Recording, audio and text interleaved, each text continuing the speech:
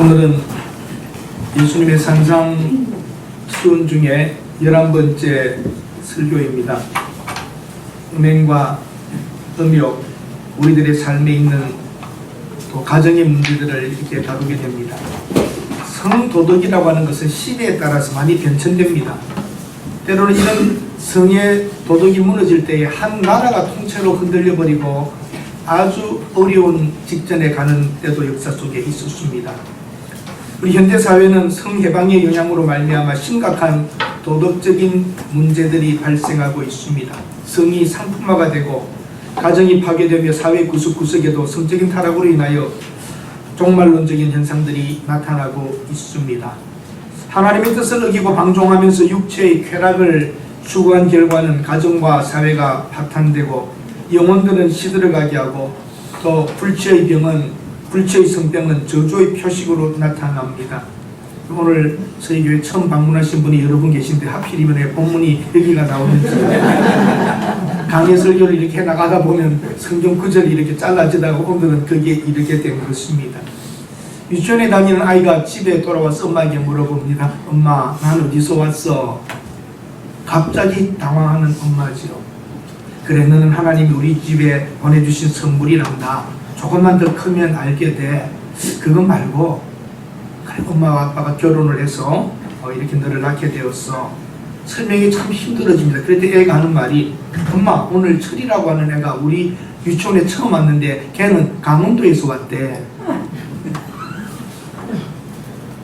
한 번만 물어봤으면 되는 거예요. 왜 그러니? 라고 물어봤으면 쉽게 철이 강원도에서 왔다면 되는데 질문을 다 들어보지 않고 엄마 혼자만 자기가 생각한 거죠. 그러니까 대답도 곤란하고 빙빙빙빙 돌아간 것이에요. 오늘도 우리가 이러한 문제에 대하여 제가 피해갈 수 있지요. 참 설교해 나가면서 좀 다루기가 힘든 부분입니다. 그러나 저는 이게 뛰어넘을 수가 없지 않습니까? 사실 여러분, 예수님께서도 왜 하필이면 산상보훈 중에 이 부분을 건드렸을까 하는 것은 그 시대에 필요가 있었던 것이고 피할 수가 없는 부분이었을 것입니다. 그전에는 동네에서 남학생, 여학생, 처녀총각이 뒷동산에 함께 걸어가는 것만 봐도 난리가 나고 시집도 못 간다 그러고 그랬었습니다. 손이라도 잡고 걷는 것 봤다가는 큰일 나지요. 정말 여러분, 시대가 오늘날은 너무나 많이 변해져서 그런 것은 아무렇지도 않게 대부분 느끼고 있습니다. 가늠하지 말라라고 주님께서 가르치면서 그 새로운 기준을 세워주십니다. 바리새인과 서기관들은 나는 남의 거 훔치지 않았어. 나쁜 짓 안 했어. 나는 남의 여자들 건드리지 않았어. 나는 살인하지 않았어. 자기의 의를 드러내었습니다. 그게 뭐 그렇게 중요합니까? 살인하지 말라. 가늠하지 말라. 도둑질하지 말라. 그거 안 지키는 사람이 그렇게 못 지키는 사람이 많지 않습니다. 대부분 건전한 사람들은 지킵니다. 만약에 제가 청량리역에 나가서 나는 간통 안 했습니다. 나는 살인 안 했습니다. 그럼 사람들이 저를 보고 뭐라고 할까요? 그럴 거예요. 아니면 어이구 목사님이시구나, 착하게 사셨네, 그럴까요? 유대인들 중에 바리새인들과 이런 이들은 이런 식이었어요. 나는 뭐 안 했습니다. 무슨 자랑거리입니까? 그래서 그들을 향하여 허점을 찔러버리는 것입니다. 바리새인과 서기관들은, 종교 지도자들은 자기 마음에 들지 않는 아내가 있으면 버리고 새 여인을 찾고 하면서도 양심의 가책이 없었습니다. 모세가 말한 대로 나는 이혼정서 써줬어. 지금 괜찮은 거야. 마음대로 그 지도자들과 부자들은 그런 식으로 살아갔던 것이죠. 사랑하는 여러분, 지금도 일부 회교 국가에서는 그렇습니다. 남편이 여인을 향하여 탈락 3번만 하면 됩니다. 그러면 이혼입니다. 법정에 갈 것도 없습니다. 그래서 트리플 탈락이라고 그럽니다. 3번 탈락하면 이혼입니다. 참 남자들에게는 대단히 좋은 나라입니다. 탈락보다 더 나쁜 것은 할랄라입니다. 할랄라라고 하는 것은 남편과 이혼했던 이 여인이 본래 남편에게 돌아가려면 다른 남자와 먼저 결혼한 후에 올 수 있습니다. 그래서 여자에게 흠집을 내는 거죠. 오히려 수절하고 혼자 살았다는 것이 귀중함에도 불구하고 이들의 법은 남편과 이혼한 그 여인이 다시 남편에게 돌아가려면 딴 남자와 결혼을 하고 관계를 한 후에만 돌아올 수 있습니다. 이게 안 되니까 유럽과 영국 같은 곳에서는 지금 이런 일이 암시장에서 됩니다. 살짝 결혼해주고 이혼해주면서 다시 본 남자에게 돌아가게 하는 이런 서비스가 있다고 그러거든요. 참 이 종교라고 하는 것이 잘못될 때에는 원래의 뜻을 알지 못하는 그런 것들이 더 인생을 망치고 망가뜨리는 것이지요. 여러분과 제가 오늘 이 세상을 살아가면서 겪는 이 많은 부분들 우리 가까이 와 있습니다. 이혼의 문제, 간음의 문제, 이런 것들이 굉장히 가까이 와 있습니다. 예수님께서는 율법을 들어 말씀하십니다. 너희가 들었으나 율법에 기록된 대로 간음하지 말라고 하였지 나는 너희에게 말한다는 겁니다. 율법에서 말하는 간음하지 말라는 것은 남의 너 배우자가 아닌 다른 상대들과 성관계를 하지 말라라고는 강력한 메시지지만 하지 말라 안에 들어있는 하나님의 뜻을 알아야 합니다. 간음하지 않아야 될 이유가 하지 말라는 그 자체만 있는 것이 아니라 그 뒤에 숨겨진 것은 타인의 가정을 파괴하지 말고 너의 가정도 파괴되지 않아야 한다는 뜻이죠. 그냥 단순하게 간음하지 말라가 문제가 아니라 그로 인하여 타인의 가정이 파괴됩니다. 그리고 본인의 가정도 파괴가 됩니다. 그러므로 이러한 것은 가정을 파괴되는 것이기 때문에 또한 그것이 하나님의 창조 질서의 원리가 아니기 때문에 하지 말라고 하는 것이죠. 너의 일시적 쾌락을 위하여 내 이웃을 파괴하지 말고 너 자신도 너의 가정도 파멸로 끌어가지 말라고 하는 하나님의 사실은 우리를 위하는 말씀인 것입니다. 아멘. 하나님의 뜻대로 산다는 것은 우리를 위하는 것이 되는 것이죠. 그래서 구약시대에는 그러한 당사자들을 돌로 쳐 죽였습니다. 지옥에 들어갈 무서운 죄로 보았습니다. 공동체의 질서를 파괴하고 무너뜨리는 것은 안 되기 때문에 공동체의 행복을 위하여 그 일을 엄하게 다루었던 것입니다. 신명기 24장 1절에도 보면 사람이 아내를 맞이하여 데려온 후에 그런 내용이 나옵니다. 사람이 아내를 데려온 후에 수치되는 일이 발견되거든 마음에 들지 않는다든가, 네? 혹은 그것은 성적인 수치를 이야기합니다. 처녀가 아닌 것 같다든지, 결혼한 계약하고 와서 왔는데 그 남자친구가 옛날에도 있었다든지 이런 것이 있거든. 이혼 증서를 써서 돌려보내줘라. 그러면 그 여인은 정당한 이혼을 받았기 때문에 달리 결혼할 수 있는 기회도 올 수 있다는 것을 말하여 이러한 절차를 신명기에서도 말해놓은 것이지 이혼을 다 할 수 있도록 마음대로 하라고 해놓은 것이 아니란 말이죠. 사랑하는 여러분, 예수님 당시 유대인들은 이러한 것을 악용해서 마음대로 이혼하고 마음대로 사는 남자 중심의 세상이 되었던 것입니다. 모세가 너희 마음에 그 이혼을 허락하고 증서를 주라고 한 것은 이혼 마음대로 하라고 준 게 아니라 너희 마음의 완악함을 보았기 때문에 너희 마음의 완악함 때문에 아내와 이혼하는 것을 허락했다는 것이죠. 원래 하나님의 뜻은 아니라는 겁니다. 그 시대에 그들이 너무 엉터리로 마음대로 여인을 버렸기 때문에 절차를 따라 이러한 이유가 되거든 하라고 한 것이고 이혼증서를 주어 절차를 밟아 행하라고 하는 것이었죠. 여인들을 보호하기 위함이었습니다. 구약시대에도 사실은 허용된 것이 원래의 하나님의 선한 뜻은 아니라 인간들의 악함을 보고 그래서라도 여인을 보호하려고 하는 하나님의 의도가 있었던 것이지 이혼은 마음대로 해도 좋다고 하는 것은 아니었습니다. 간음하는 문제, 간통하는 문제 이러한 것들은 엄격하게 인간들의 살아가는 도덕의 사회의 공동체 속에 항상 필요한 것이었고 굉장히 중요한 부분이었습니다. 두 번째, 율법에는 이렇게 되었지만 나는 이렇게 말한다고 말합니다. 새로운 기준을 세우는 것입니다. 이성에 대하여 음욕을 품는 것, 그것은 이미 마음에 간음한 것이라고 그랬습니다. 그것을 바로 간음이라고 보는 게 아닙니다. 마음적으로 너는 이미 흔들려 버렸다는 것이지 행동까지 들어간 것과 똑같이 보겠다 뭐 그렇게까지 하는 것은 아닙니다. 이것은 마음에 그저 여러분 그 남자 참 멋있다 이게 간음인가요 아닌가요? 답변을 못하세요. 쉬운 일이. 그 남자 그 여자 참 예쁘다 간음이에요 아니에요? 아니에요. 그건 예쁜 건 예쁘고 참 그렇게 보인다 하는데 근데 그 다음 단계에서 더 일어나는 문제들 음욕과 관계하는 것과 계획을 세워서 어떤 문제가 그건 이미 마음속에 큰 음란한 마음을 품은 것과 같다고 보는 거죠. 단순하게 그냥 여학생들이 남학생들 좋아한다, 나 누구 참 좋아, 그런 음욕과는 다른 것입니다. 저 정말 목회할 때에 중고등부 할 때에 한 착한 여학생이 저에게 찾아와서 상담을 해요. 전도사님, 나 저 회장 누구누구가 너무 좋은데 이거 나쁜 거죠? 음욕이죠? 그래서 아니다, 정상이다. 그거 없으면 아무도 결혼할 사람이 없다. 좋아하는 사람을 좋아하는 건 당연한 일이다. 그러나 그 이상의 것은 나가서는 아니 되지. 그렇게 말해줬어. 어린아이들은 그런 것에 굉장히 두려움을 가지고 있는 것이 사실입니다. 요업은 이렇게 말합니다. 내가 내 눈과 약속하였나니 어찌 처녀에게 주목하랴. 요업은 그런 마음을 가졌습니다.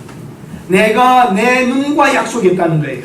내가 처녀를 주목하여 보며 음심을 가지고 그 처녀를 관계를 해보고 싶다든지 이런 마음을 가지지 않으려고 하는 내 눈과 약속해서 젊은 여인들에게 주목하여 보지 않았다고 말합니다. 그냥 지나치면서 보이면서 예쁜 여자다, 참 멋있는 남자다, 그건 음욕이 아닙니다.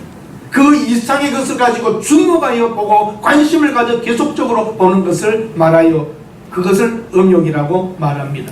성적 호기심과 성적 충동 자체는 음욕이 아닙니다. 본능인 것이죠. 여러분과 저는 육체보다는 영적인 것이 더 소중함을 알아 육적인 쾌락과 이런 것들을 내려놓을 수 있는 신앙인들이어야 합니다. 잠시 있을 이 세상, 잠시의 육체의 소욕을 따라 살지 않고 우리는 더 귀한 것. 그래서 성경에서 뭐라고 말합니까? 눈을 빼고 손을 잘라서라도 지옥에 가는 것보다 낫지 않느냐. 이 말은 영적인 것이 더 소중하다는 겁니다.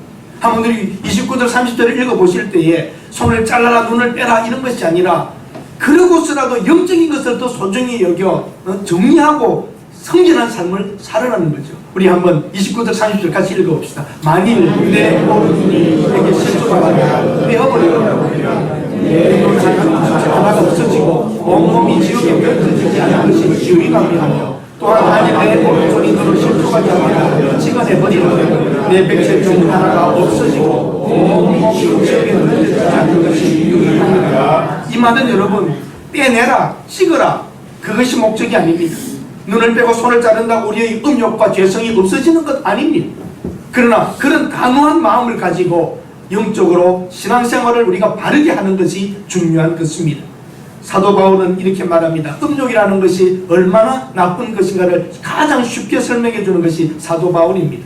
고린도전서 6장 17절에서 20절인데요. 한번 읽어보십시다. 같이 읽습니다. 시작. 주와 함께하는 자는 은혜를 따라 사랑이 범하는 죄가 몸밖에 없느니와 음행하는 자는 자기 몸의 죄를 범하느니라. 너희 몸은 너희 하나님께로부터 받은 바 너희 가운데 계신 성령의 정인 줄 알지 못하느냐. 너희는 너희 자신의 것이 아니라 값으로 산 것이 되었으니 그런즉 너희 몸으로 하나님께 영광을 돌리라. 도둑질하거나 때리거나 폭력하거나 하는 것들은 몸 밖에 있는 일들이지만 성적인 범죄는 너희 몸으로 하는 것이라는 겁니다. 우리 몸이 왜 소중한지 알면 우리 몸은 하나님의 영이 거하시는 전입니다. 그러므로 여러분과 저는 몸으로 하나님께 영광을 돌리는 데 사용해야지 음행과 더러움에 사용해서는 안 된다고 성경은 밝히 말하고 있습니다. 율법에서는 이렇게 말하고 있다. 그러나 나는 너희에게 말한다. 이 음행이라고 하는 것은 하나님 앞에서 얼마나 우리가 잘못된 것인가를 말해주고 있는 것입니다. 나는 너희들에게 말한다라고 강하게 말씀하십니다. 그러면서 이혼에 대한 부분이 나옵니다. 이혼을 위한 유일한 사유는 외도이었습니다. 음행한 것 외에는 오늘 성경 본문에 나옵니다. 음행 외에는 아내를 버릴 수 없다고 말합니다. 32절입니다.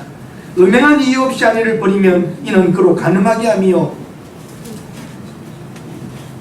그 이혼의 사유는 음행으로 인하였다면 그건 용서할 수 없는 부분이 될 것이지만 그 외에는 이혼하지 말라고 성경은 밝게 말하고 있습니다.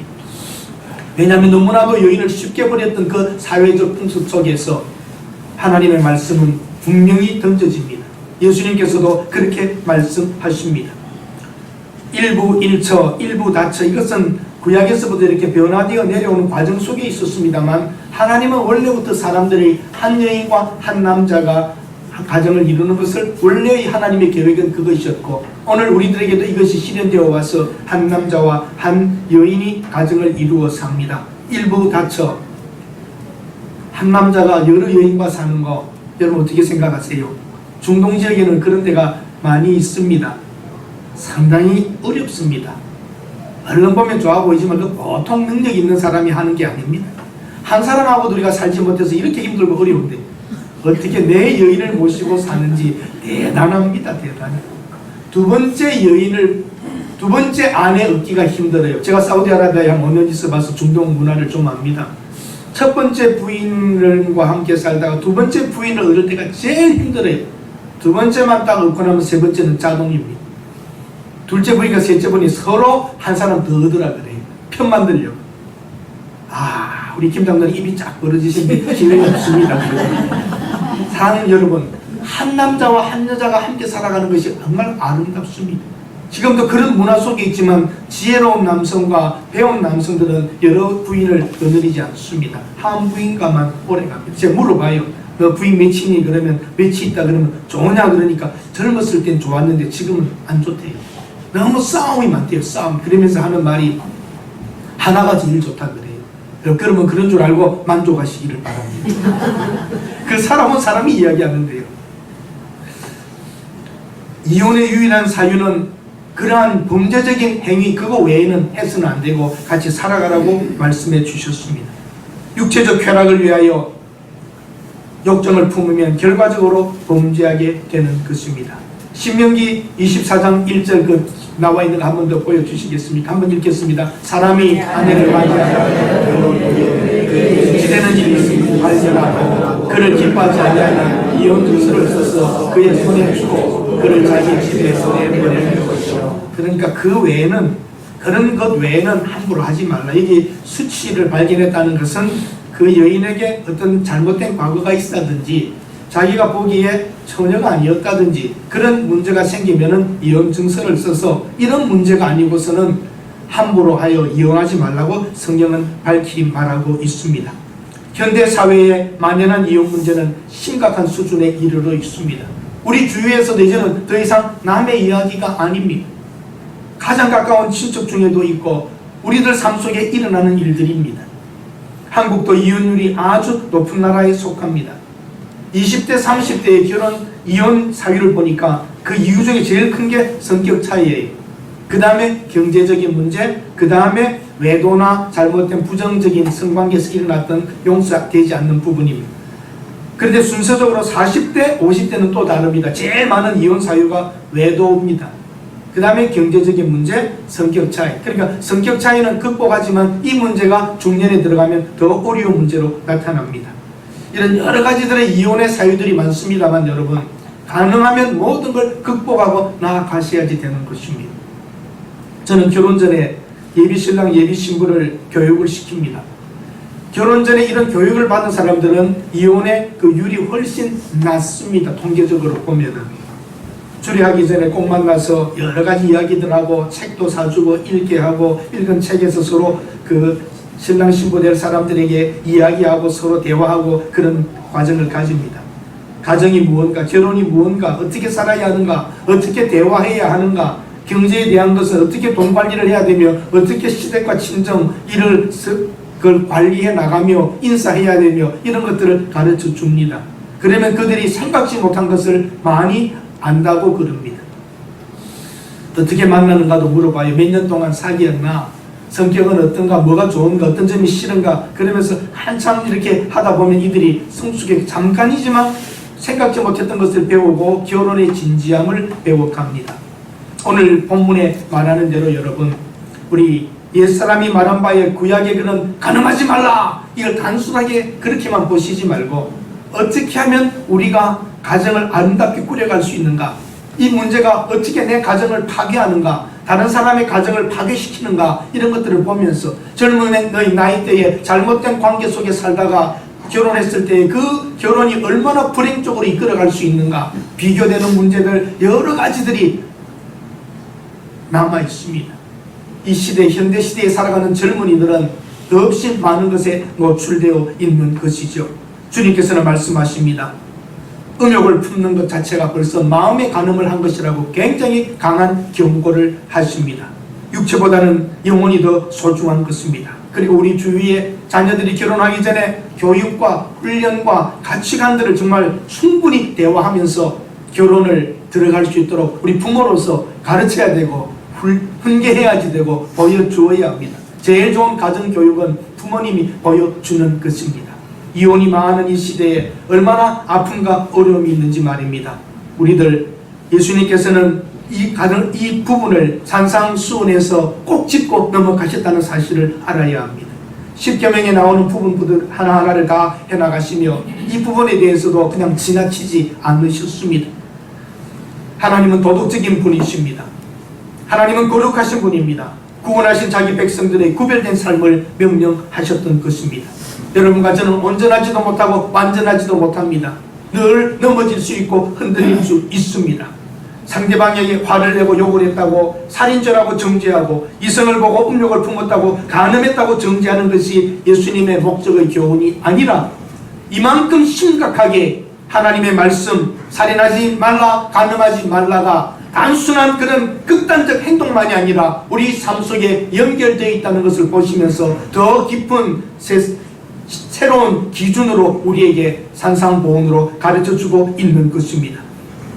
스스로 죄를 해결할 수 없다는 것을 인정해야 됩니다. 바리새인들과 서기관들은 나는 살인 안 했어요. 나는 간음 안 했어요. 나는 11조를 드려요. 나는 성수주의를 해요. 나는 안식일을 지켜요. 이런 것으로 자기 의로 가득 찼습니다만 주님께서 마음의 음욕만 품어도 형제를 보고 미워하고 욕만 해도 살인이요 간음이라고 하는 엄청난 기준으로 주님이 올려놓으신 것입니다. 그들은 부끄러웠을 겁니다. 자기는 다 잘 지키고 율법을 지키고 사는 줄 알았으나 율법의 그 정신과 하나님의 마음을 말해줄 때에 부끄러운 줄 알았던 것입니다.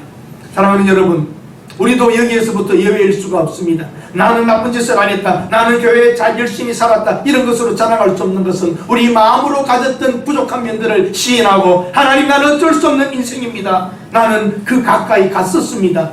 그 범죄에 가까이 갔었습니다. 그러나 성령님 도와주시사 내가 범행하지 않았고 죄짓지 않았고 있었던 것이지 내가 자랑할 수는 없습니다. 여러분과 제가 살아가면서 얼마나 사람들을 미워할 수도 있고 음행에 가까이 들어가서 우리가 있었던가 그것조차도 잘못인 줄 알고 주님 인간은 해결할 수 없는 존재입니다. 예수님이 필요합니다. 윤리적 도덕적인 것이 아니라 하나님 앞에서의 죄 문제를 내어놓으며 안 했다 그것으로 자신을 가지고 의를 내세울 것이 아니라 어쩔 수 없는 이 인간을 위하여 예수님은 십자가에 죽으셔야만 했다는 겁니다. 예수님께서는 우리의 모든 문제를 해결하기 위하여 십자가에 죽으셨던 것입니다. 이것이 복음의 능력입니다. 우리 그리스도인이 되는 것은 도덕 군자의 길을 걸어서 완성하는 것이 아닙니다. 어쩔 수 없는 인간, 살인 안 하고 간음 안 했다는 것으로 자신만만했던 유대인 지도자들에게 마음으로 생각으로 미워만 해도 음식만 품어도 그것은 깨끗하지 못한 것이라는 수준으로 확 높여버렸습니다. 여러분과 저도 어쩔 수 없는 인간인 줄 알고 연약한 인생인 줄 알고 십자가에 나아가 십자가를 붙잡을 수밖에 없는 겁니다. 그래서 예수님이 십자가에 죽어주셨군요. 나의 이 모든 속에 있는 죄까지라도 해결할 수 없는 인간인 줄 알고 십자가 앞에 무릎을 꿇고 하나님의 은혜에 감사해야 하는 것입니다.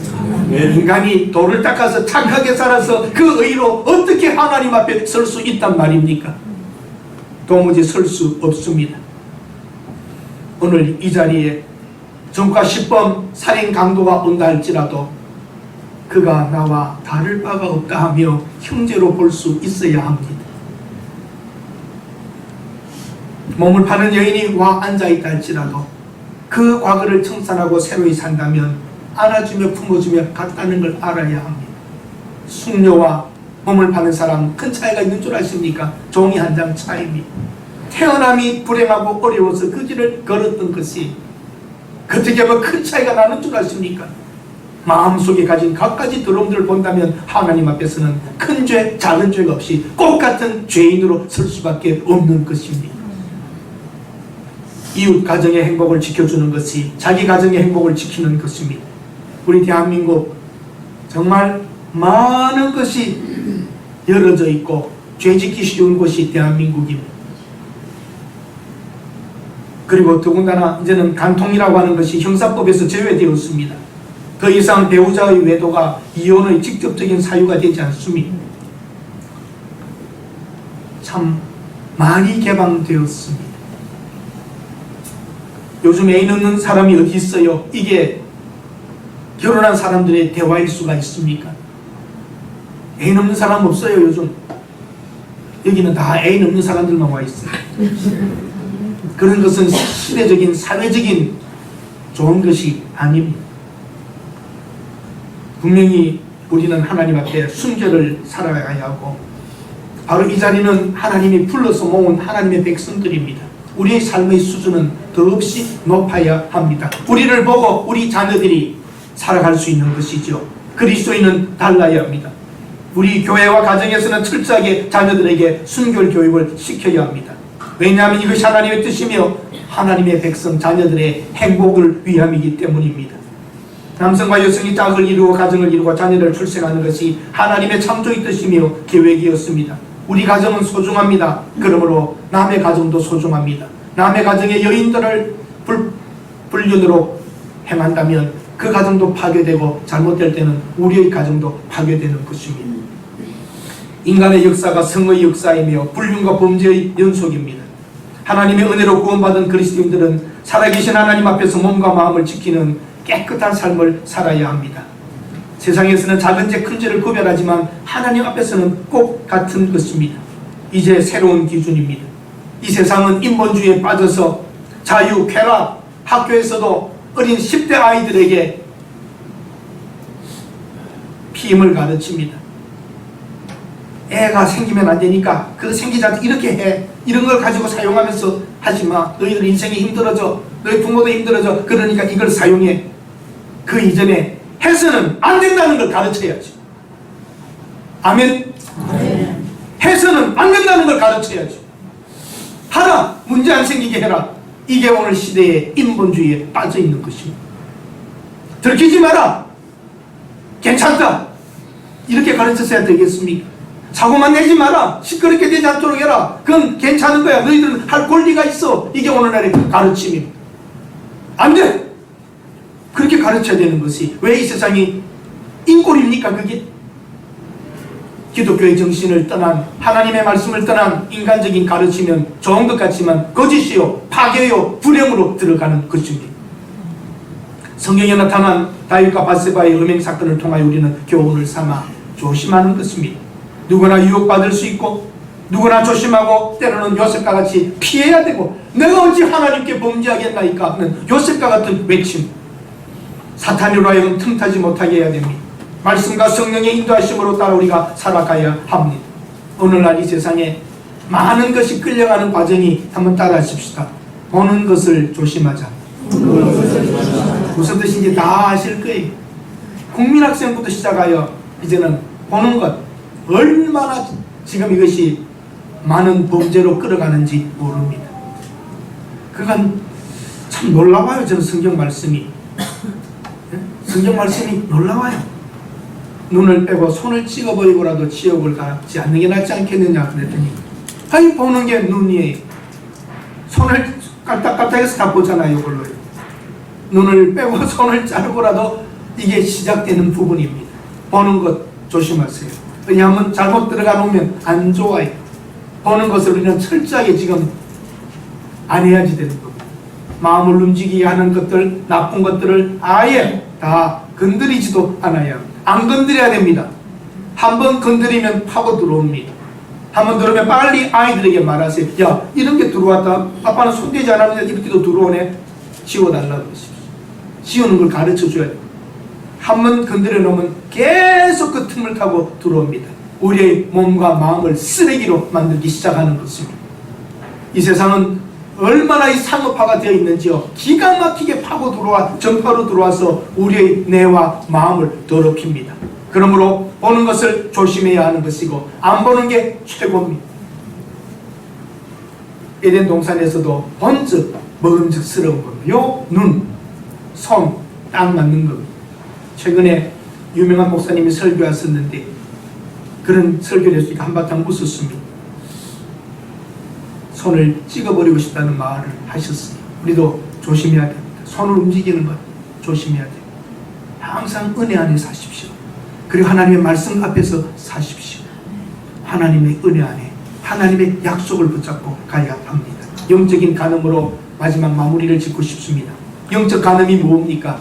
하나님 외에 다른 것을 더 사랑하는 것입니다. 우리가 하나님 외에 하나님의 백성이 더 사랑하는 것을 영적인 간음이라고 합니다. 우상 숭배, 세상 사랑하는 것이죠. 이혼이라고 하는 것이 다른 게 아니라 하나님의 받은 이 은혜를 저버리고 세상을 향하여 떠나가는 모습입니다. 우리가 오직 한 하나님의 아들 예수 그리스도를 우리의 신랑으로 삼아 우리는 신부로서 순결을 지키고 그분과의 약속을 붙잡고 한 길을 걸어가야 합니다. 오늘 교회를 떠나간 분들이 많습니다. 그분들을 뭐라고 그러죠? 가나안 교인이라고. 가나안 교인, 가나안 거꾸로 하면 안 나가. 텔레비 보면서 예배드리고 헌금은 성교센터에 보내주고 이러면서 사는 교인들이 정말 많습니다. 정말 많습니다. 교회에 실망하고 지친 분들, 더 이상 교회에 나가고 싶지 않다고 합니다. 나와야 됩니다. 혼자 신앙생활 잘 안 됩니다. 여러분들이 그 증인이 되십시오. 그리고 여러분의 교회를 자랑하십시오. 우리 교회는 하나님의 말씀이 있고 참 신실한 분들이 많단다. 한번 나와봐라. 여러분이 하셔야지 되는 것입니다. 우리들 다시 한번 오늘 이 말씀을 보면서 우리가 영적으로 가능한 것은 없는가? 영적으로 우리는 어떤 상태적으로 하나님의 교회와 신앙과 멀어져 가고 있는 것은 없는가? 기억하시면서 하나님의 말씀대로 돌아가 보십시다. 에베소서 5장 한번 펴주시겠습니까? 같이 읽겠습니다. 읽어 내려갑니다. 그러므로 사랑을 받은 자같이 너희는 하나님을 본받은 자가 되고 그리스도께서 너희를 사랑하신 것 같이 너희도 사랑 가운데서 행하라. 그는 우리를 위하여 자신을 버리사 향기로운 제물과 희생제물로 하나님께 드리셨느니라. 음행과 언과 더러운 것과 탐욕은 너희 중에서 그 이름조차도 부르지 말라. 이는 성도에게 마땅한 말이라. 누추함과 어리석음이나 희롱의 말을 마땅치 아니하니 오히려 감사하는 말이라. 말조차도 더러운 말, 더러운 이야기 하지 말라는 것입니다. 음행과 온갖 더러운 것과 탐욕과 너희 중에서 그 이름조차도 부르지 말라. 성도의 마땅한 말이라. 음란한 이야기, 음란한 행동 이런 것들 하지 말라. 누추함과 어리석은 말이나 희롱의 말들 이런 짓들도 하지 말라는 것이고 오히려 감사하는 말을 하라. 우리 그리스도인들은 이런 말조차도 깨끗한 말을 해야 되고 감사하는 말, 진실한 말, 복된 말씀, 축복의 말씀들을 하고 살아가야 합니다. 오늘 살아가시는 21세기의 서울이라고 하는 것, 이 많은 곳에서 음란한 곳에 빠져 살고 있는 이 세상 속에서 우리가 깨끗하게 산다는 것은 어렵습니다. 기도해야 하며 말씀 속에 살아야 하며 단호하게 그리스도인을 선포하고 살아가셔야 합니다. 아차하면 갑니다. 아차하면 사탄의 괴계에 걸려듭니다. 그로 인하여 양심의 가책과 고통과 가정의 파괴와 자식들에게 대한 부끄러움들 이런 것들이 다 다가오게 되는 것입니다. 단호합시다. 요셉과 같이 당당하게 삽시다. 아무리 유혹이 온다 할지라도 내가 어떻게 하나님께 범죄하리요? 나를 위하여 그리스도께서 십자가에서 죽어주셨는데 내가 어찌 그리스도의 신부로서 그를 부인할 수 있는가? 어떻게 배신할 수 있는가 하며 믿음의 정절을 지키며 살아가시는 믿음의 가족들이 다 되시기를 바랍니다. 여러분 자녀들에게도 가르쳐야 합니다.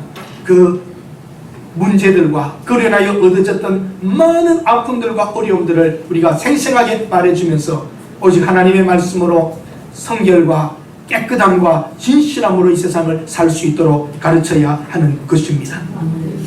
누구나 유혹받을 수 있습니다. 조심하고 피합시다. 사탄으로 틈타지 못하게 합시다. 성령과 말씀의 인도하심을 받아서 삽시다. 작은 것이지만 이 시대에 눈으로 들어오는 것이 얼마나 무서운 줄 알아 조심하며 우리를 지키고 나아갈 수 있는 믿음의 식구들이 다 되시기를 축원합니다. 기도하겠습니다. 하나님을 향하여서도 우리가 부끄럽지 않게 하시고 함께 살아가고 있는 가족들에 대해서도 부끄러움이 없는 인생을 살게 하옵소서. 이 세상이 우리를 넘어뜨리려고 합니다. 사탄이 올무를 놓고 함정을 팝니다. 깨어 주의 말씀대로 행해 넘어지고 빠지고 속지 않게 하옵소서. 하나님만을 사랑하는 사람들, 하나님과의 언약을 소중히 여기는 주의 백성들이 되게 하옵소서. 우리의 자녀 자손들도 이 순결과 깨끗함과 가정의 사랑을 유지하며 받은 복을 누려 살게 하옵소서. 예수님의 이름으로 기도드립니다. 아멘.